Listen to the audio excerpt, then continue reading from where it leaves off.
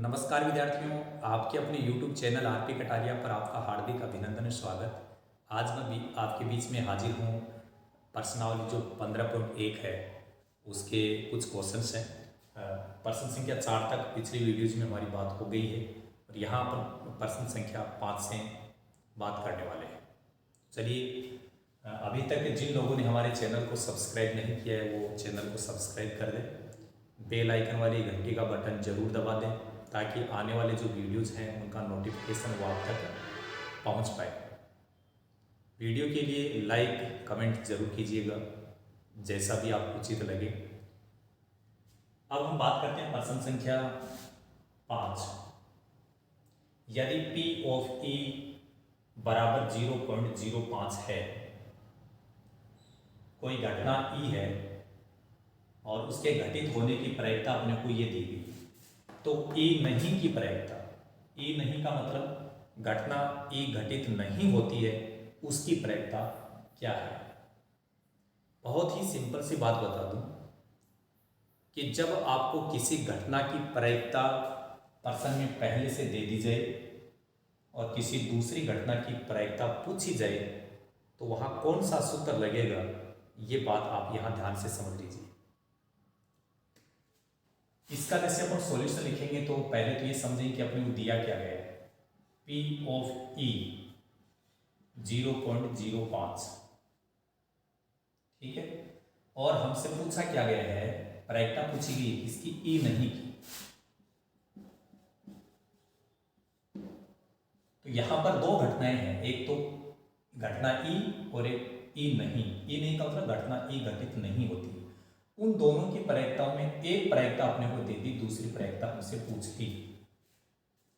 तो ऐसी स्थिति में अपने पास में इधर स्पेस कम है, मैं दूसरा प्रश्न करने वाला हूं, आपको तो नीचे ही व्यवस्थित करते जाना है।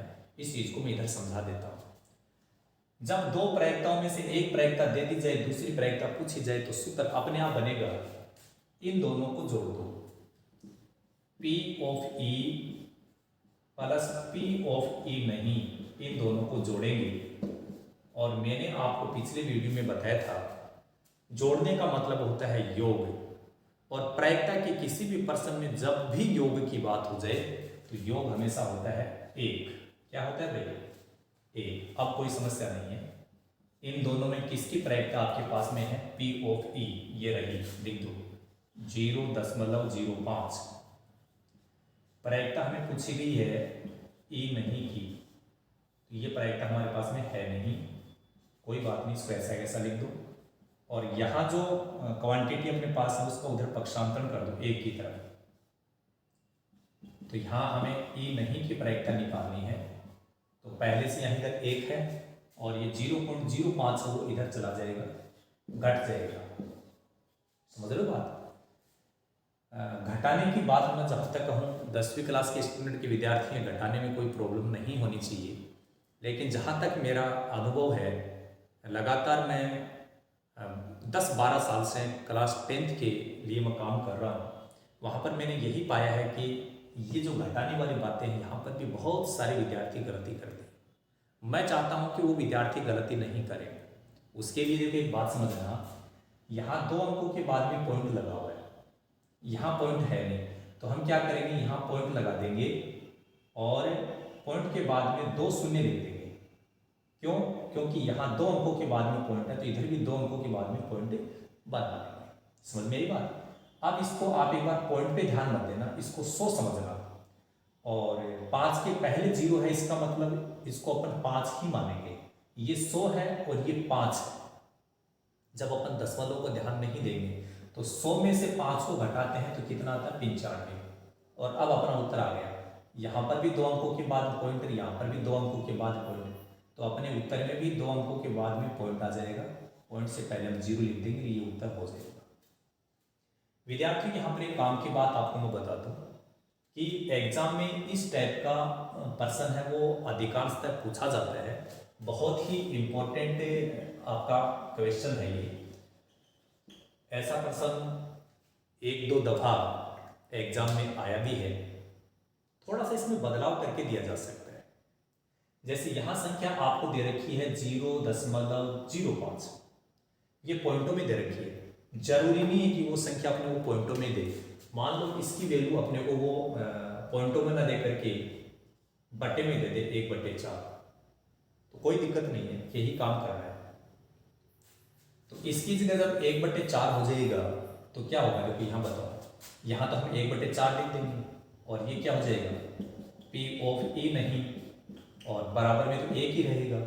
इस 1/4 का उधर पक्षांतरण कर दो, तो 1/4 का पक्षांतरण करेंगे तो 1/4 किसका हो जाएगा, माइनस का। और इसको सरल करने का सिंपल तरीका देखिए, बटे में 4 है तो आप भी बटे में 4 लिख दो। इसके बटे में कुछ भी नहीं है तो हमें क्या करना चाहिए, यहाँ जो संख्या है इसको इधर गुणा कर दो। जैसे अपन मिश्र भिन्न होती है ना, मिश्र भिन्न, उसके लिए क्या काम करते थे, इसको इससे गुणा करते थे फिर इसको जोड़ते थे, यही बात है। काम वैसा ही है, इसको इससे गुणा कर दो, लेकिन यहाँ घट रहा है तो इसमें से ये घटेगा। 4 को 1 से गुणा करेंगे 4, 4 में से घटा तो 3, तो इसका उत्तर 3/4 हो जाएगा। मैंने क्या बताया कि यदि दशमलव में उत्तर अपने को प्रायिकता नहीं दे रखी है तो बटे में दे सकता है, तो बटे के लिए अपने को ऐसे हल करना है। दोनों ही तरीकों से, दोनों ही स्थितियों में अपने को तैयार रहना, और इस प्रश्न को अच्छे से समझ लेना। ये प्रश्न आपके बोर्ड एग्जाम में मिल सकता है। अब देखिए, अब हम बात करेंगे नेक्स्ट क्वेश्चन की, प्रश्न संख्या 6। प्रश्न संख्या 6 आपका है कि एक थैले में केवल नींबू की महक वाली गोलियां हैं। एक थैले में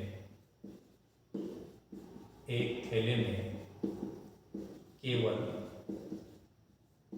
नींबू की महक वाली गोलियां हैं। नींबू की महक वाली गोलियां हैं।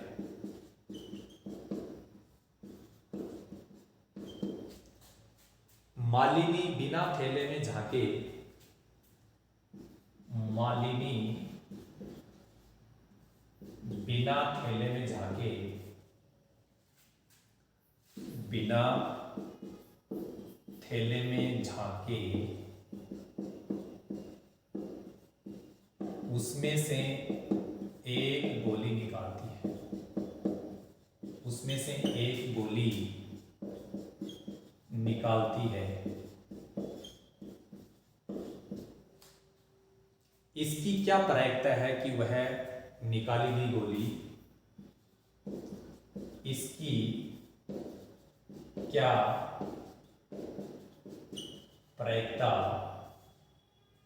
है कि निकाली गई गोली,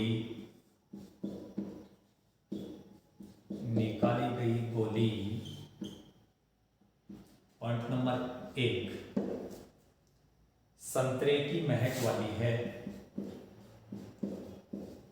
संतरे की महक वाली है। पॉइंट नंबर 2 नींबू की महक वाली है, नींबू की महक वाली।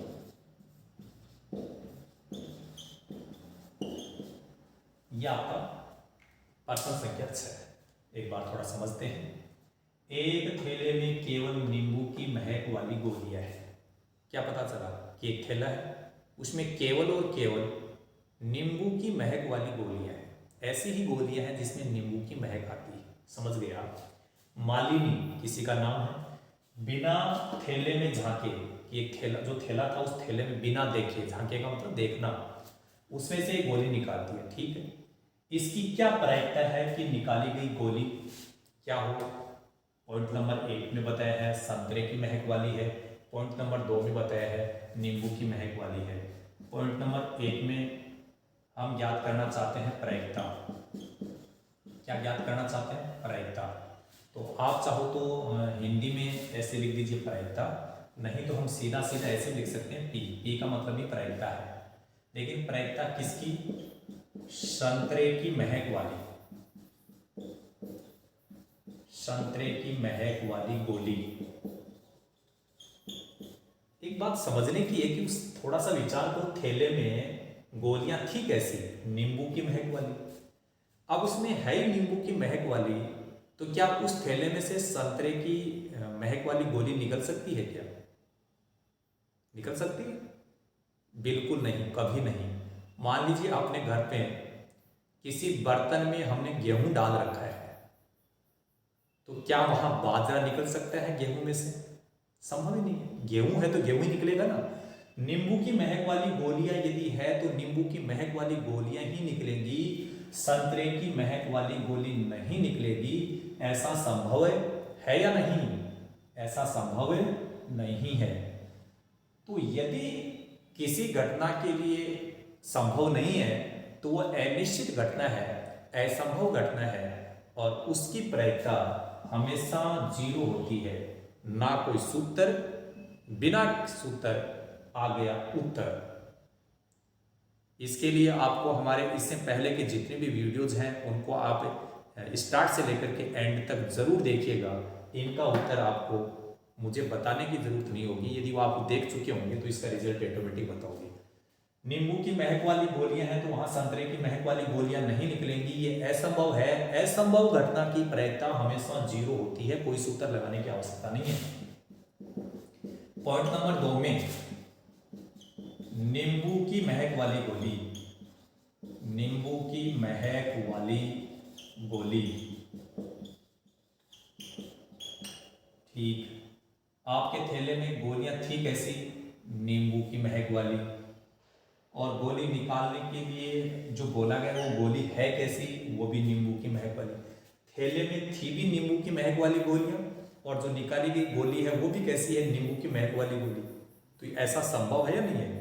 बिल्कुल संभव। तो ये घटना संभव है, ऐसा निश्चित रूप से होगा। नींबू की महक वाली गोलियां है तो जब तुम उसमें से निकालोगे थैले में से तो नींबू की महक वाली गोलियां ही निकलेंगी। तो ये निश्चित घटना होगी, संभव घटना, और निश्चित घटना की प्रायिकता हमेशा एक होती है। ठीक है, ये बातें पिछले वीडियोज में हम बता चुके हैं, आप उस वीडियो को जरूर देखिएगा। ये बात हो गई प्रश्न संख्या 6 के बारे में। अब हम प्रश्न संख्या 7 के बारे में बात करेंगे। प्रश्न संख्या जो 7 है वो देखिए कैसा है। कैसा होगा? ऐसा ही होगा, है ना। प्रायिकता में हम लोग आपको इतने अच्छे से तैयार करेंगे कि कैसा भी प्रश्न आ जाए, प्रायिकता के एक एक प्रश्न को हम मार्क देंगे। प्रश्न संख्या 7, यह दिया हुआ है, यह दिया हुआ है कि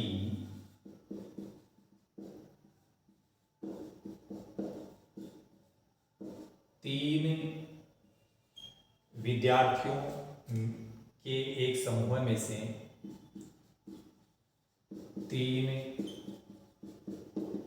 विद्यार्थियों के एक समूह में से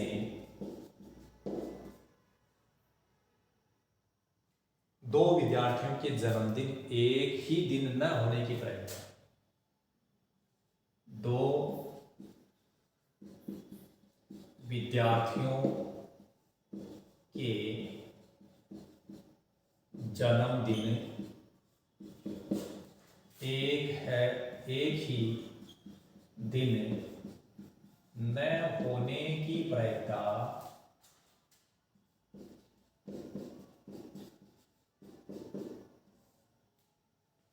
0.992 है। इसकी क्या प्रायिकता है कि इन 2 विद्यार्थियों का जन्मदिन एक ही दिन हो? इसकी क्या प्रायिकता है कि इन 2 विद्यार्थियों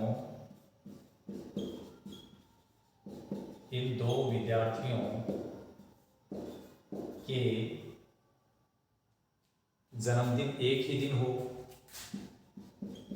के जन्मदिन एक ही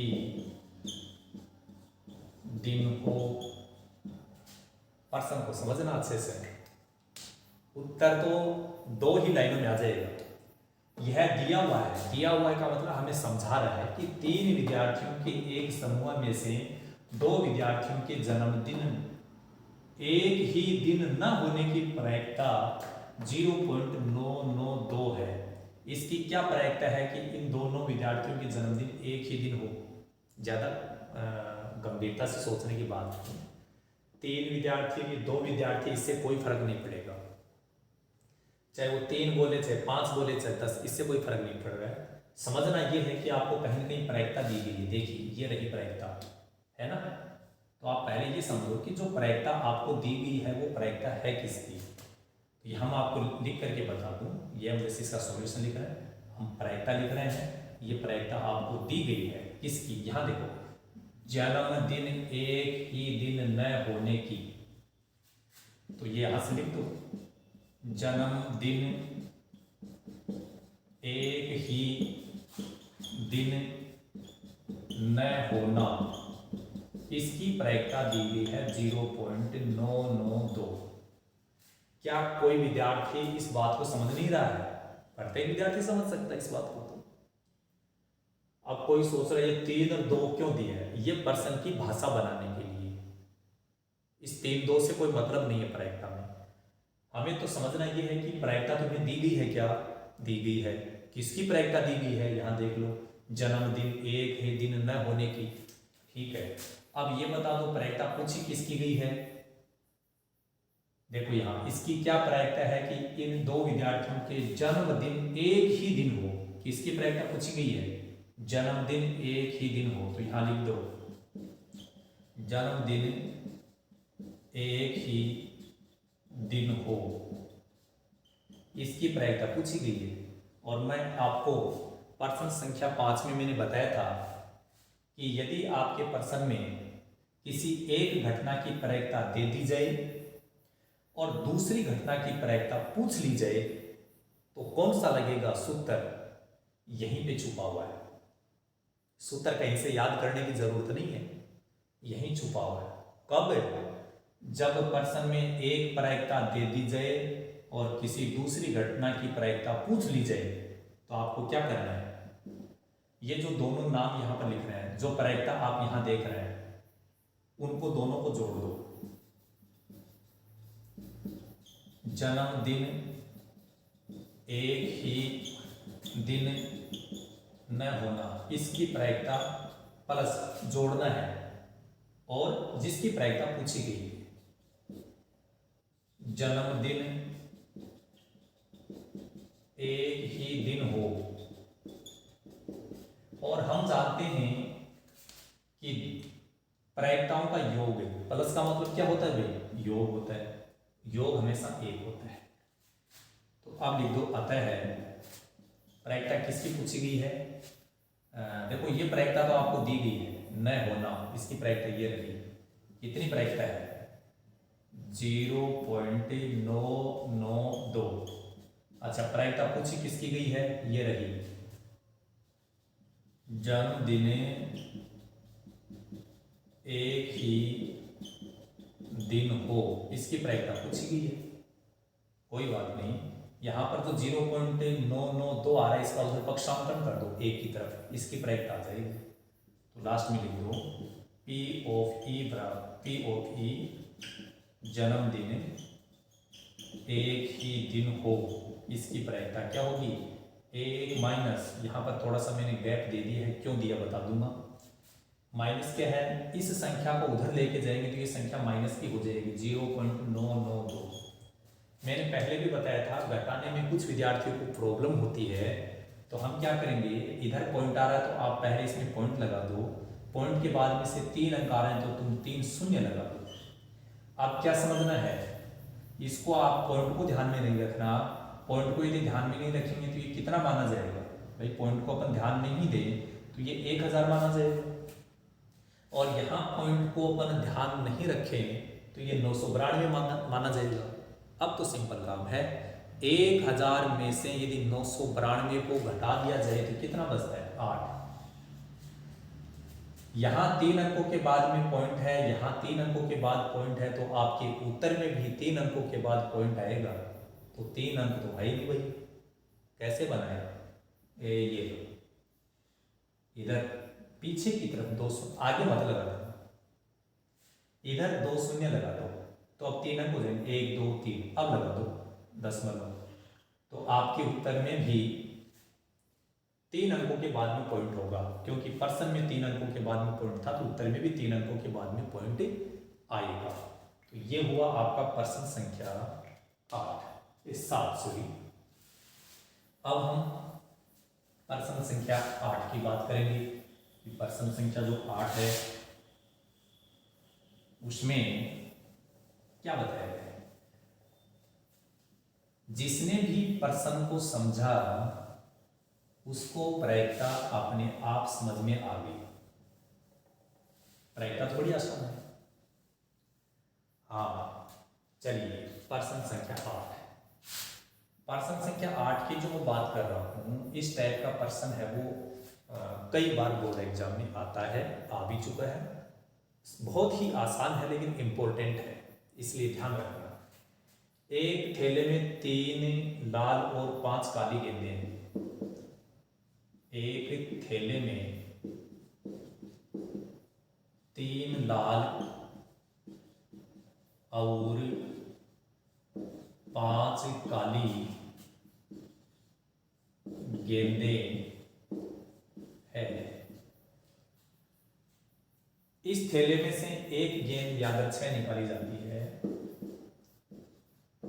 इस थैले में से एक गेंद यादृच्छिक निकाली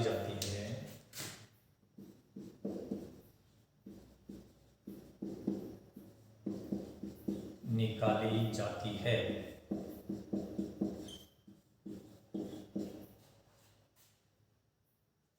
इसकी प्रायिकता क्या है? इसकी प्रायिकता क्या है कि पॉइंट नंबर 1, गेंद कैसी हो? लाल हो। पॉइंट नंबर 2, गेंद कैसी हो? लाल नहीं हो।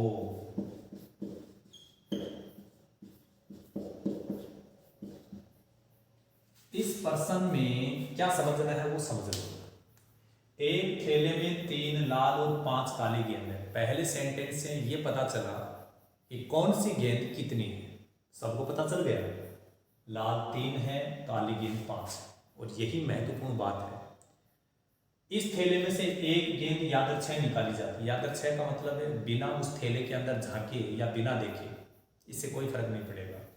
इसकी प्रायिकता क्या है कि वो गेंद लाल हो या लाल नहीं हो। तो अपने को करना क्या है, पहले सेंटेंस से अपने को ये पता चल गया कि लाल गेंद कितनी है। तो लाल गेंद है 3, काली गेंद कितनी है? 5। लाल पता चल गई, काली पता चल गई। इन संख्याओं को जोड़ दो तो ये हो जाएंगे आपकी कुल गेंद। क्या हो जाएंगे? कुल गेंद। कुल गेंद कितनी होगी? 3 और 5 को जोड़ेंगे तो 8। और ध्यान से समझ लो, यदि किसी पर्सन का रिजल्ट लिखते समय हमने कहीं पे लिखा है कुल, अब वो चाहे गेंद हो चाहे कुछ भी हो, कुल का नाम आ गया, इसका मतलब ये जो संख्या है वो क्या है? कुल संभावित परिणामों की संख्या। ये संख्या क्या होगी? कुल संभावित परिणामों की संख्या। कितनी? 8। और आपका जो प्रायिकता का एक सूत्र होता है, आपको शायद याद होगा, नहीं है तो अपन लिखेंगे यहाँ पर। प्रायिकता बराबर अनुकूल परिणामों की संख्या बटे में आता है कुल संभावित परिणामों की संख्या। यह है आपका सूत्र प्रायिकता का। प्रायिकता का सूत्र क्या है? अनुकूल परिणामों की संख्या बटे कुल संभावित परिणामों की संख्या। कुल संभावित परिणामों की संख्या। तो हमें दो चीजें चाहिए उत्तर निकालने के लिए प्रश्न का, एक तो अनुकूल परिणाम, एक कुल संभावित परिणाम। तो ये चीज अपने को प्रश्न में जो दे रखा वहां से डायरेक्ट पता चल जाएगी कुल संभावित परिणाम कितने हैं। जैसे मैंने कुल नाम आ गया, कुल गेंद, तो ये जो कुल गेंद है यही कुल संभावित परिणामों की संख्या होगी। ठीक है, कुल संभावित परिणामों की संख्या के बाद तुरंत आप सूत्र लगा दीजिए और लगाओ सूत्र, प्राप्त करो उत्तर। कैसे देखिए, अब हम पॉइंट नंबर 1 की बात करते हैं कि हमें प्रायिकता बतानी है कि वो गेंद कैसी होनी चाहिए। पॉइंट नंबर 1 में लाल, कैसी गेंद होगी वो, लाल गेंद। अच्छा, सूत्र में दो ही चीजें हैं, अनुकूल परिणामों की संख्या। अनुकूल परिणामों की संख्या का पता कहां से चलेगा, यहां से, कि प्रायिकता किसकी पूछ रहा है, किसकी प्रायिकता पूछ रहा है, लाल गेंद की। तो केवल ये पता करो कि लाल गेंद है कितनी, 3 है। अरे भाई लाल गेंद 3 है तो यही आपका अनुकूल परिणाम हो गया। क्या हो गया, अनुकूल परिणाम। कहां से पता चला, यहां से, कि हमें लाल गेंद की प्रायिकता पूछ रहा है तो हमने प्रश्न में यहां से देख लिया कि लाल गेंद कितनी है, 3 है, यह अनुकूल परिणाम। बटे में कुल संभावित परिणामों की संख्या, ये रही कुल संभावित परिणामों की संख्या 8। सरल कर दो भाई, 3/8 आगे सरल होता ही नहीं है, नहीं होता है तो ये उत्तर है आपका, हो गया काम। पॉइंट नंबर 2, लाल नहीं हो, लाल नहीं, तो लाल नहीं है तो वो कैसी होंगी, काली होंगी ना। अरे भाई लाल गेंद नहीं आनी चाहिए तो फिर कैसी आनी चाहिए, काली आनी चाहिए। तो बताओ काली गेंद कितनी है, 5। तो इसके लिए अनुकूल परिणाम है 5। कुल संभावित, बटे में क्या आता है, कुल संभावित परिणामों की संख्या। तो कुल संभावित परिणामों की संख्या यदि आपने पहले पॉइंट में लिख दी है तो जितने भी पॉइंट होंगे सब में कुल संभावित परिणामों की संख्या तो एक जैसी ही होगी। ये बटे में कुल संभावित परिणामों की संख्या होती है, ये हमेशा एक जैसी होती है। ठीक, कई विद्यार्थी थोड़ा सा उल्टा काम कर देते हैं, सूत्र को सही से याद नहीं करते हैं। कुल संभावित परिणामों की संख्या को ऊपर लिख देते हैं, अनुकूल परिणामों की संख्या को नीचे लिख देते हैं और उसका उत्तर हो जाता है गलत। क्यों हो जाता है उत्तर गलत, क्योंकि ऐसी स्थिति में प्रायिकता है वो 1 से अधिक आ जाती है। और हमने बताया कि प्रायिकता का मान 0 से 1 तक ही होता है, प्रायिकता का मान कभी भी 1 से बड़ा नहीं होगा। ठीक है ना, तो ध्यान रखना, ऊपर हमेशा अनुकूल परिणाम ही आएंगे और बटे में कुल संभावित परिणामों की संख्या, और ये आपका उत्तर हो गया। ठीक है भाई, समझ में आ गया होगा शायद। अब देखिए प्रश्न संख्या 9 की बात करेंगे अब हम। प्रश्न संख्या 9 में क्या कहा गया है, क्या लग रहा है, थैले में लाल गेंद हो, काली गेंद हो, पीली गेंद हो, क्या फर्क पड़ता है, थैला अपना और गेंद किसी की। हमें तो केवल प्रश्न को समझना है। जिसने भी प्रश्न को समझा प्रायिकता उसके साथ में आ गई। प्रश्न संख्या 9 देखो, ठीक ऐसा ही प्रश्न है, थोड़ा सा भाषा अलग बनाई गई है कि एक डिब्बे में 5 लाल कंचे। अब वहां गेंद की बात हो रही थी, यहां कंचों की बात होगी। एक डिब्बे में 5 लाल कंचे, 8 सफेद कंचे, 8 सफेद कंचे और 4 हरे कंचे और 4 हरे कंचे है। इस डिब्बे में से एक कंचा यादृच्छिक निकाला जाता है। इस डिब्बे में से एक कंचा यादृच्छिक का मतलब उस डिब्बे में बिना देखे निकाला जाता है।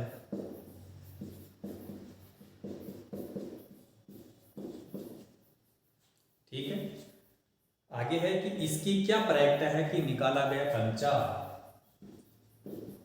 इसकी क्या प्रायिकता है कि निकाला गया कंचा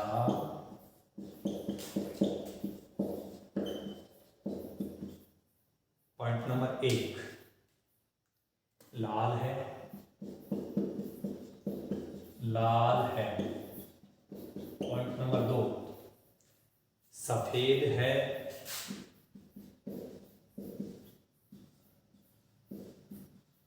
और पॉइंट नंबर 3 हरा नहीं है,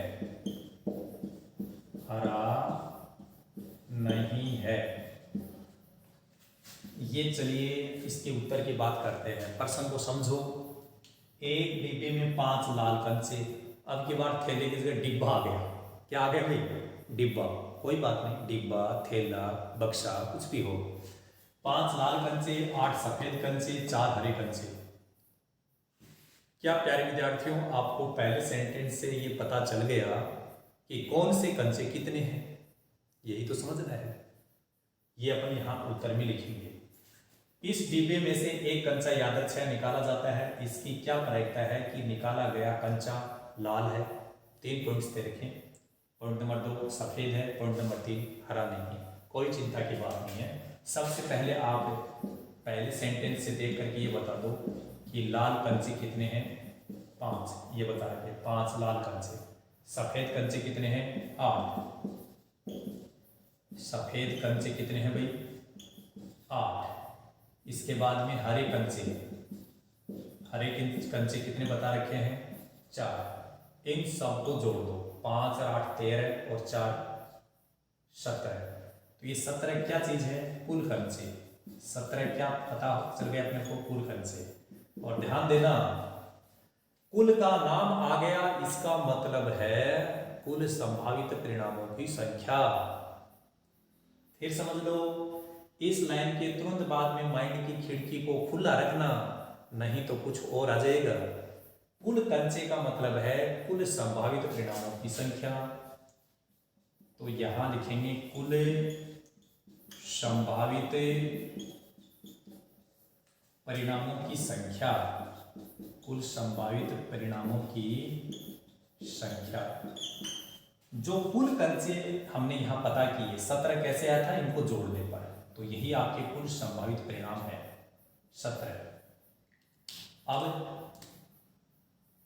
ये लाइन लिखने के बाद में हैबिट बना लो कि आपको क्या लिखना है? प्रायिकता का सूत्र। ऊपर लिखा जाएगा अनुकूल परिणामों की संख्या। आपको ऐसे नहीं करना है, आपको पूरी लाइन लिखनी है, नहीं तो ऐसे करके नंबर काट लेगा टीचर। ठीक है भाई, ऐसे नहीं लिखना है, पूरी लाइन लिखनी है। अनुकूल परिणामों की संख्या और बटे में कुल संभावित परिणामों की संख्या। अब देखो, सीधे हम पॉइंट नंबर 1 की बात करेंगे। पी का मतलब हमें प्रायिकता पूछी है। पॉइंट नंबर 1 में कैसी कि वो कंचा कैसा हो? लाल। ऊपर लिखा जाता है अनुकूल परिणाम। अनुकूल का पता चलेगा यहां से कि हमने लाल कंचे की बात कर रहे हैं, तो लाल कंचे है कितने? 5। बस यही अनुकूल परिणाम है। बटे में क्या आता है? कुल संभावित परिणामों की संख्या। यहां से देख के बता दो कि कुल संभावित परिणामों की संख्या कितनी है? 17। 5/17 आगे सरल हो नहीं रहा है, यही उत्तर है। हो गया पॉइंट नंबर 1 सरल। पॉइंट नंबर 2 देखिए, सफेद है। कैसे कंचे? सफेद कंचे। तो अनुकूल परिणामों का पता यहां से चलता है, जिसकी प्रायिकता पूछी गई है वहां से। किसकी प्रायिकता पूछी गई है? कंचा कैसा होना चाहिए? सफेद। बताओ सफेद कंचे कितने हैं भाई? 8 है ना। तो यहां पर है अनुकूल परिणामों की संख्या 8 हो गई। बटे में हमेशा कुल संभावित परिणामों की संख्या आती है, वो आप यहां से देख लो और चाहे यहां देख लो। यदि आपके प्रश्न में 2-3 पॉइंट है तो प्रत्येक पॉइंट में कुल संभावित परिणामों की संख्या एक जैसी ही होती है। ये बटे में कुल संभावित परिणाम ही है 17। 8/17 भी सरल नहीं हो रहे। अब कह रहे हैं कि हरा नहीं, ये नहीं शब्द है ना, ये बहुत ही बदमाश है, गड़बड़ करवा देगा, नहीं को समझना पड़ेगा। कह रहा है कि कंचे कैसे होने चाहिए, हरा नहीं होना चाहिए। कैसा नहीं होना चाहिए, हरे नहीं होने चाहिए। तो फिर कैसे होने चाहिए, ऐसे। तो ये जोड़ दो, हरे नहीं होने चाहिए, तो ये अपन काम में नहीं लेंगे, जो बच गया उनको काम में लेंगे। तो 5 और 8 कितना हो गया, 13। तो इस पॉइंट के लिए अनुकूल परिणाम हो गया 13, और कुल परिणाम देखो यहाँ 17, यहाँ 17, तो यहाँ पर भी 17। सरल आगे नहीं होंगे। यही आपका प्रश्न का फाइनल रिजल्ट है। अब तो हम लोगों के मन में कॉन्फिडेंस आ गया होगा, अरे यार ये तो प्रायिकता तो बड़ी नॉर्मल है, लेकिन आप लोगों को सावधान कर देता हूँ, है आसान, लेकिन आसान है कब, प्रैक्टिस।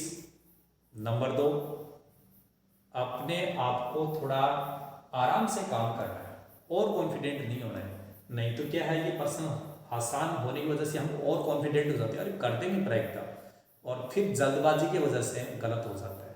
तो हड़बड़ी में गड़बड़ी कभी नहीं, जल्दबाजी बिल्कुल नहीं करनी, आराम से सोच के करना है। ये भी नहीं है कि पेपर आ गया और आराम से बैठे हैं कि मैं सोच के कर रहा हूँ, इतना भी नहीं सोचना है। सोचना है जितना ज़रूरत है, और फिर यहाँ संख्या लिखते समय थोड़ी सावधानी रखना, बाकी कोई दिक्कत नहीं है। ठीक है भाई। अब हम प्रश्न संख्या 10 की बात करेंगे। प्रश्न संख्या 10 इस वीडियो में, ये क्वेश्चन नंबर जो 10 है वो आपका अंतिम प्रश्न होगा। क्वेश्चन नंबर 10 क्या है, देखिए, एक पिगी बैंक में 50 पैसे के 100 सिक्के हैं। एक पिगी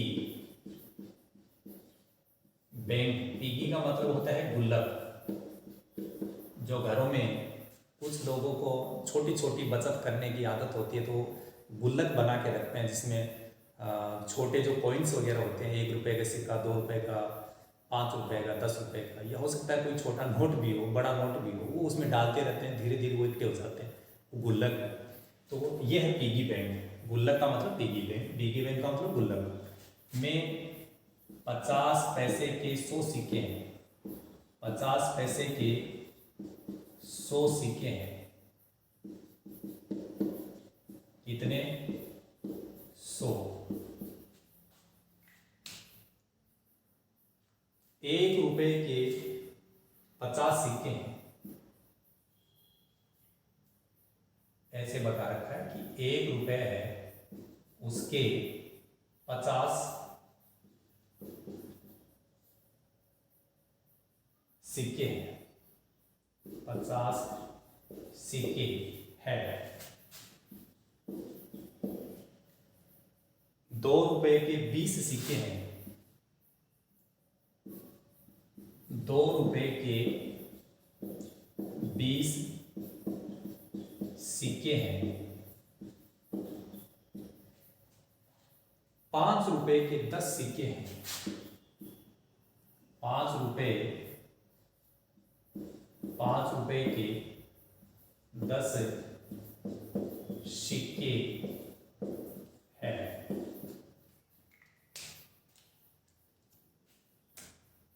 यदि पिगी बैंक को हिलाकर उल्टा करने पर,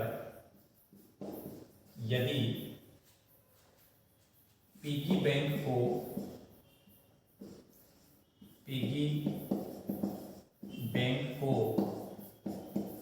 हिलाकर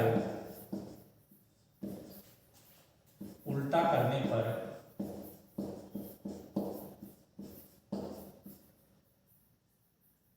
कोई एक सिक्का गिरने के परिणाम समप्रायिक है। कोई एक सिक्के के गिरने के परिणाम समप्रायिक है।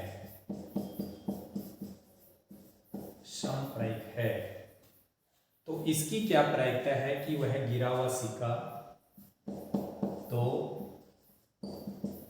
इसकी क्या प्रायिकता है कि गिरा हुआ सिक्का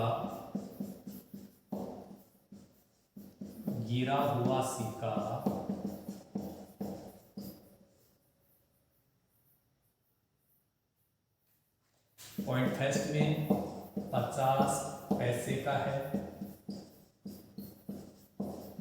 और सेकेंड पॉइंट में है 5 रुपए का नहीं होगा, 5 रुपए का नहीं होगा। कई तो सोच रहे हैं यार पिगी बैंक वाला प्रश्न तो काफी बड़ा हो गया। अरे घबराओ मत भाई, उत्तर बड़ा आसान है इसका, समझना क्या है वो समझ लो बस। चलिए प्रश्न को एक बार पढ़ते हैं कि किसी पिगी बैंक में 50 पैसे के 100 सिक्के हैं। अब 50 पैसे के कितने सिक्के हैं? 100। 1 रुपए के 50 सिक्के हैं, 2 रुपए के 20 सिक्के हैं, 5 रुपए के 10 सिक्के हैं। ये काम की बात है, तो ये अपन आपका उत्तर जब हम लिखेंगे तब उसमें शामिल करेंगे। यदि पिगी बैंक को हिलाकर उल्टा करने पर कोई एक सिक्का गिरने के परिणाम समप्रायिक है, इससे कोई मतलब नहीं है। ये तो हाँ, समझना चाहो तो समझ लो, ये तो समझ में आने वाली बात है। इसकी क्या प्रायिकता है, मेन चीज क्या दी गई थी और प्रायिकता किसकी पूछी गई, यही ध्यान देना है कि गिरा हुआ सिक्का, जो सिक्का गिर रहा है वो किसका हो। पॉइंट नंबर 1 में मान लो 50 पैसे का है, तब प्रायिकता कितनी होगी बताओ, ऐसा कह रहा है। पॉइंट नंबर 2 में कह रहा है कि 5 रुपए का नहीं होगा, तो क्या होगी। तो इसमें देखिए सबसे पहले आपको ऐसे लिखना है 50 पैसे के सिक्के, 50 पैसे के जो सिक्के हैं वो आपको इस प्रश्न में कितने बताए हैं, 100 सिक्के, तो यहां लिख दो 100। 1 रुपए के जो सिक्के हैं वो कितने बता रखे हैं, 1 रुपए के 50 सिक्के, तो यहां लिख दो 50। 2 रुपए के 20 सिक्के, तो 2 रुपए के सिक्के कितने हैं, 20, यहां देख देख के लिखना है। 5 रुपए के कितने सिक्के हैं, 10, 5 रुपए के सिक्के 10। तो ये बताओ कुल कितने सिक्के हो गए, कुल सिक्के कितने हो गए, जोड़ दो इनको। 100, 50, 150, 20 जोड़ेंगे 170, 10 जोड़ेंगे 180, तो कुल सिक्के हो गए 180। और आपको पता है कुल का नाम आते ही याद आ गया होगा, यही क्या है, कुल संभावित परिणामों की संख्या। कुल संभावित परिणामों की संख्या कितनी हो जाएगी, जितने कुल सिक्के हैं उतने ही कुल संभावित परिणामों की संख्या हो जाएगी। लगाओ सूत्र और लेके आ जाओ उत्तर। प्रायिकता का सूत्र क्या है भाई, ऊपर अनुकूल परिणामों की संख्या, आपको पूरी लाइन लिखनी है, नीचे कुल संभावित परिणामों की संख्या, और अब पॉइंट नंबर 1 में बात करते हैं। इतना काम करने के बाद फिर ये समझना है कि प्रायिकता किसकी पूछी गई है। उससे पहले अपने को इनमें ज़्यादा दिमाग नहीं लगाना है, किसकी प्रायिकता पूछ रहा है। इतना काम कर लो पहले कि कौन से सिक्के कितने कितने हैं, कुल सिक्के कितने हैं, कुल संभावित परिणामों की संख्या क्या है, लगाओ सूत्र, बाद में करो और बात। पी प्रायिकता बतानी है किसकी, 50 पैसे का है, 50 पैसे का है, 50 पैसे का है सिक्का। ऊपर अनुकूल परिणाम आएंगे, अनुकूल परिणाम का यहां से पता चल जाएगा इस ब्रैकेट से कि 50 पैसे के सिक्के, इसकी बात हो रही है। तो बताओ 50 पैसे के कितने सिक्के हैं, 100, तो यहाँ पर अनुकूल परिणाम तो हो जाएगा 100, और बटे में आता है कुल संभावित परिणामों की संख्या, जो आपको यहाँ बता रखी है 180। तो यहाँ देखिए 0 से तो 0 कट जाएगा, 10 और 18 दोनों में 2 का भाग जाता है, 10 में जाता है 5 बार, 18 में जाता है 9 बार, तो ये सरल होकर के 5/9 बनेगा। यही पहले पॉइंट का उत्तर है, इसके आगे सरल नहीं हो रहा है। पॉइंट नंबर 2 में देखो 5 रुपए का नहीं होगा, 5 रुपए का नहीं होगा, तो थोड़ा सा नहीं वाली बात मैंने पहले बताई थी, नहीं आ जाए ना वहाँ पर थोड़ा अटेंशन, ध्यान रहना है, सावधान रहना है। 5 रुपए का नहीं होगा, ये नहीं होगा तो क्या होगा, इनमें से कुछ भी हो सकता है। ये नहीं होगा, जो नहीं होगा वो कम हो जाएगा। टोटल तो 180 थे, उसमें से 5 रुपए का नहीं है, इसका मतलब ये 10 सिक्के कम हो गए। तो बताओ कितने बच गए, टोटल 180 थे, वो सिक्का 5 रुपए का है नहीं, 5 रुपए का नहीं होगा, तो 10 कम कर दो, तो बताओ कितने सिक्के हो गए, 170। तो इस बात के लिए अनुकूल परिणाम है 170। कुल संभावित परिणामों की संख्या चाहे यहाँ से देख लो और चाहे यहाँ बट्टे में देख लो, बट्टे में जो आता है वो कुल संभावित परिणाम ही होते हैं। 0 से 0 कट गया, 17/18 आपका उत्तर बच गया। इसके आगे ये सरल नहीं होता है और यही आपका प्रश्न का जवाब है।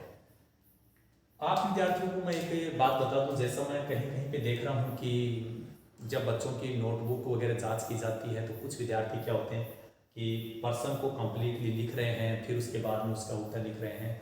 हमें एग्जाम में ऐसा नहीं करना है, नहीं तो क्या है कि प्रश्न को लिखने का जो टाइम है वो टाइम हमारा काफ़ी वेस्ट हो जाएगा और पेपर है वो कंप्लीट नहीं हो पाएगा। तो प्रश्न मैं तो इसलिए लिख रहा हूँ क्योंकि मुझे आपको समझाना है, तो मैं आराम से आपको यहाँ देख करके बता दूँ कि ऐसा ऐसा है, इसलिए उत्तर। तो आपको तो केवल इतना ही काम करना है जो रिजल्ट में हमने लिखा है यहाँ पर सॉल्यूशन में। तो ये काम करने में कुछ ज़्यादा टाइम नहीं लगता, 2 या 3 मिनट का टाइम लगता है। एक प्रश्न 2-3 मिनट में हो जाता है यदि आपको ये ऊपर वाली बात समझ में आ जाए। प्रश्न को समझो, लिखना नहीं है और फिर इसका उत्तर लिख दो, ये बात जरूर ध्यान रखें। तो आप बोर्ड एग्जाम में बहुत ही शानदार नंबर लेकर के आएंगे, बहुत ही अच्छे प्राप्तांक आपको मिलेंगे। इस वीडियो में हम ज़्यादा लंबा डिस्कस नहीं करेंगे, केवल प्रश्न संख्या 10 तक ही बात होगी। नेक्स्ट क्वेश्चंस हैं वो नेक्स्ट वीडियो में बात करेंगे हम उसके बारे में। इस वीडियो में केवल इतना ही। So thank you so much, all the best, be positive always.